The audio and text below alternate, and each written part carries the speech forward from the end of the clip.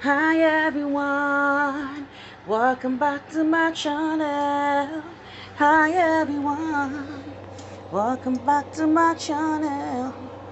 So as you can see, I want to just do a little stir-fried cabbage for you today. Are you ready? So I have my oil in my pan. It's getting ready. I think it's hot enough, just a little bit. Okay, and I toss in my onions. I give it a good stir. I want it to be crunchy, so I don't want to cook it for too long. I'm going to throw in my carrots, and I parboil them today. If you like it crunchy, that's fine.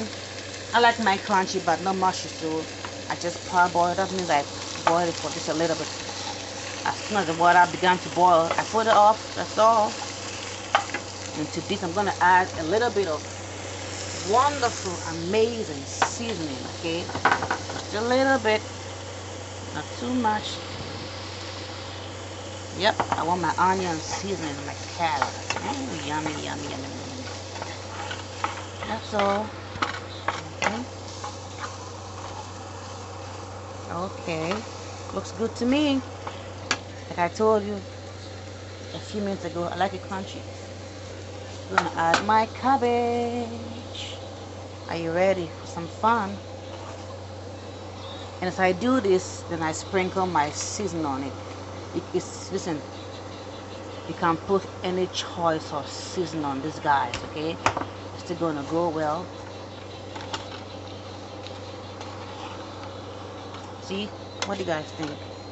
It's coming. I'm gonna eat this with just anything. It can be yams, potatoes, you know, rice.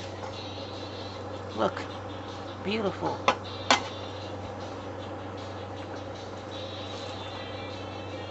I'm gonna add a little water to this, just a little, about 3 tablespoons. That's all, because cabbage already has water, and if you put too much water, you're gonna end up with soup. So look, it's coming. You can add green peas if you like, green beans, whatever, to give it some more color. See the water at the bottom? Yeah, just a little bit. You can cover this up for less like 2 minutes. You don't want it to be mushy, because if you want it to be crunchy like I want mine to be, then do that. That's all. It's gonna cook well. You can even saute it on very high heat, you know. Keep stirring. I'm gonna add some parsley to this. Parsley flakes to this. Healthy herbs, and gives color too. Makes it attractive, you know, appealing, appetizing. See, oh, it's coming beautifully. And as you do this, you can keep tasting to see if it has enough seasoning or salt or whatever. That's all.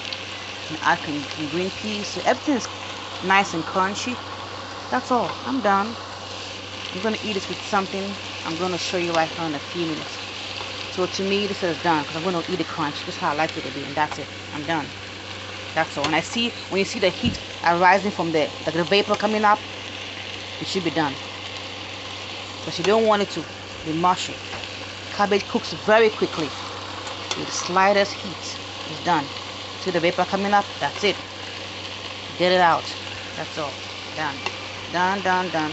Done deal. Done deal. Crunchy, crunchy, crunchy. That's it. I put the stove up. Turn it off. And my cabbage is done. Here's something that I'm going to eat my cabbage with. And it's what we call jollof rice. You ready? To unravel. Hang on. To unravel. Yeah. Just baked it, and I put some onions for garnishing. Everything's nice and soft.